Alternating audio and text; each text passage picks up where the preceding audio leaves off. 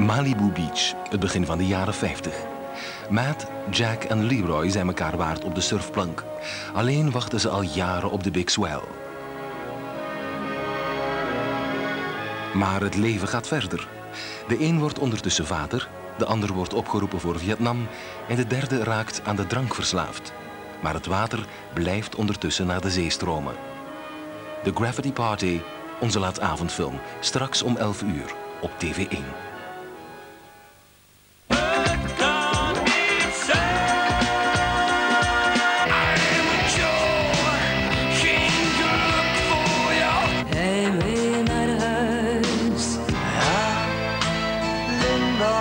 Tot 's avonds laat.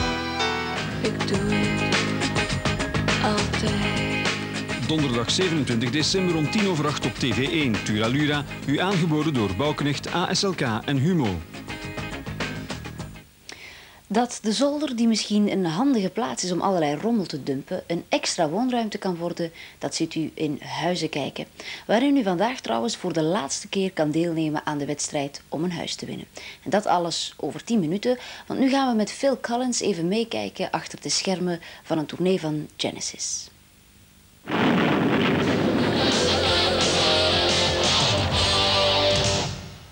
Okay, now I get you're wondering why we got you here. What is in fact we're doing? Well, not enough people know how hard we work. They all think it's sex, drugs and rock and roll and wine, women and song. Well, it is just that, actually. No, there's not all just that, and so we thought we'd bring along a camera crew and maybe even do some stuff ourselves, just to show you all, what goes on behind the scenes and to let you have an insight, a rare insight, a little brief glimpse of what happens behind the scenes of the Genesis tour. Now what?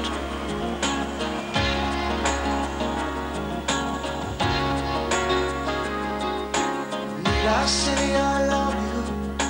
Need I say I care? Need I say that emotion's something we don't share? I don't want to be sitting here trying to deceive you, 'cause you know, baby, that I don't wanna go. We cannot live together, we cannot live apart, and that's the situation. I knew it from the start.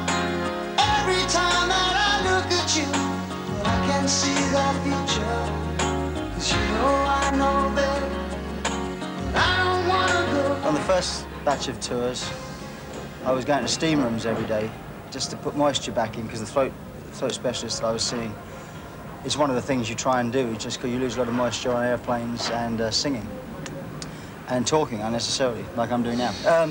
But what they recommend doing is going sitting in steam rooms and at least on a regular basis every day. But I was ended up having to have steroid injections to take the swelling down, because it was just overuse, 2.5 hours every night, and a lot of intense singing. I mean, things like Mama and Tonight, Tonight, Tonight, and a couple of other parts of different songs. They're kind of night after night to do them as they were written. It's just a bit too much, and we found that we had to get a few fail-safe melodies that I could always refer to if I couldn't make some of the other ones. But on this last tour, since Christmas, in fact, well, since Christmas I've been off the steroids. We're pleased enough to stop taking the medication. And this last tour of Europe, and including the couple of weeks in America, has been the best yet for the voice. So it's funny, you can't really tell. You'd think after 10 months you'd be wearing it out, but then it's got better. I can see you, mama, but I can hardly wait. And to touch and to feel you, mama, oh, I just can't keep away. In the heat and the steam of the city, I's got me running and I just can't breathe. So say you'll help me, mama, 'cause it's getting so hard.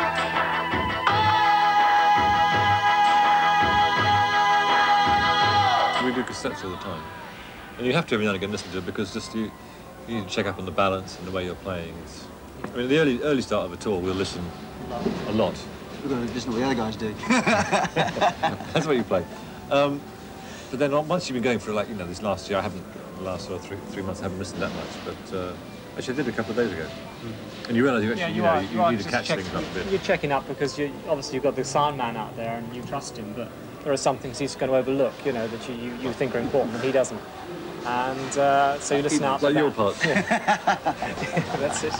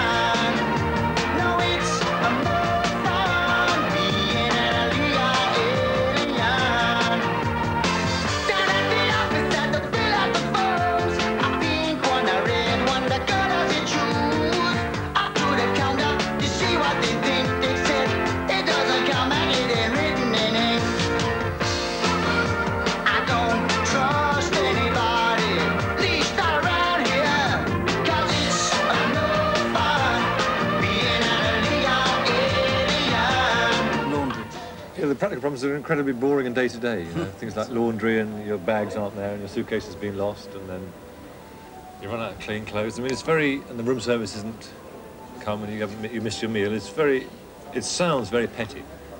But when the high point of your day, apart from the show, is actually if you get a decent lunch, or if you get lunch at all, then it does matter. It's surprising, actually, because most people assess hotels, most people, apart from travelers, you know, commercial travellers, most people go to a hotel maybe once, twice a year, right? So their flirtation with room service and things, and anything else that entails, is really like the hotels get away with it, you know. But for us, we're intense travel. You know, yes, well, the booking went through. They're grateful, you know. But with us, you know, we live in hotels pretty much. I mean, you know, for the last 10 months almost, we've lived out of suitcases in a way, and so the little things, you do find yourself complaining. And you sort of, hang on, this is not. But you actually do, you know, the room service, it was, come on, man, you know, you beat half an hour, you know. In fact, some people will say, we're going to eat in our room tonight, wouldn't that be fun, you know? So you have a different sort of level of whatever it is I'm trying to work. She shoots the hand and invisible touch. She reaches in and grabs tight hold of your heart. She shoots the hand and invisible touch. It takes control and slowly tears you apart. Well, she don't like losing. To her it's still a game. And though she will mess up your life, you want her just the same.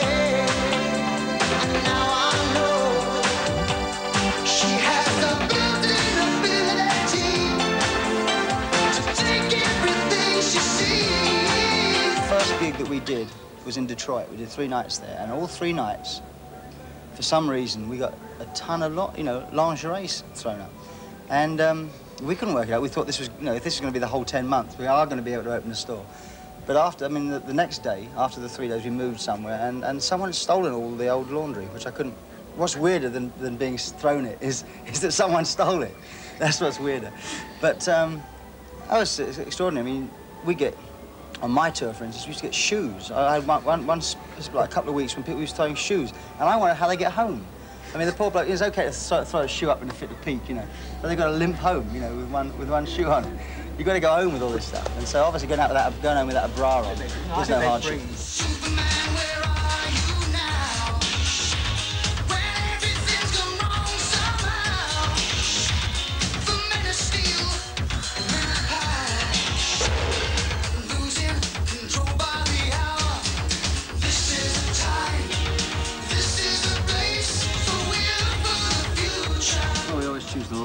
The newer stuff.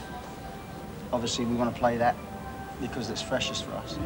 And then we just choose what are the old songs, A, we can face, and B, that the audience want to hear. So, you know, we have a short list which is actually longer than what we play now, and then we whittle it down. Some songs we try, you know, we think we're nice to play the old songs. We come in and play them, we just play them a couple of times, and we think, no, I can't face that for 10 months. So that goes, and you just whittle it down, and, you know, then you get the right order. Obviously, that's very important as well, because the pacing of a show, especially when people have been sitting out in the rain, maybe, you know, obviously you've got to think about things like that. In an arena, it's a bit different. But the pacing of an outdoor show has to be tackled very differently from the indoor one. Although we actually haven't changed that much since the indoor shows. I mean, a lot of what we're doing, apart from maybe taking In Too Deep out, we're pretty much doing the indoor show, and it seems to work very well.